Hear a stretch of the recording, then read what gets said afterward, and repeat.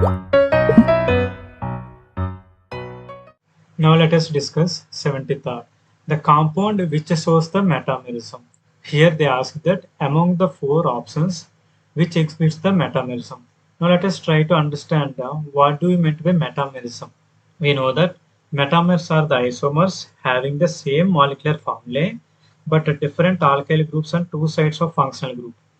Okay, this phenomenon is called the metamerism. This can be explained by taking an example. For example, the molecular formula C4H10O. It will be in two forms, C2H5 bond C2H5, and next form is CH3 bond O bond C3H7.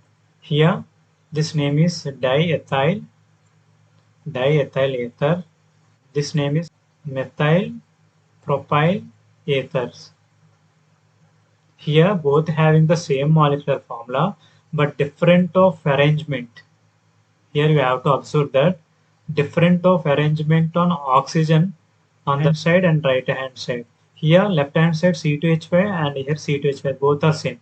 But come to the second one, here attachment is changes CH3 and the left hand side CH3 and the right hand side C3H7. The difference in arrangement on the oxygen adjacent sides is called the metamerism. Now let us come to the given question. The compound which shows the metamerism among the given options which will exhibit the metamerism. Now let us verify the C5H12. In this, no polyvalent functional group is present. That's why it does not exhibit the metamerism. Now let us come to the third option. C3H8O. It exists in CH3 bond O bond C2H5. Only one arrangement takes place, so it can't exist metamerism. Now let us come to the fourth option, C3H6O. So structure will CH3 bond CH3. So it does not shows the metamerism. That C4H10 can be written in two different forms. So among the four options, metamerism is exhibited by C4H10O.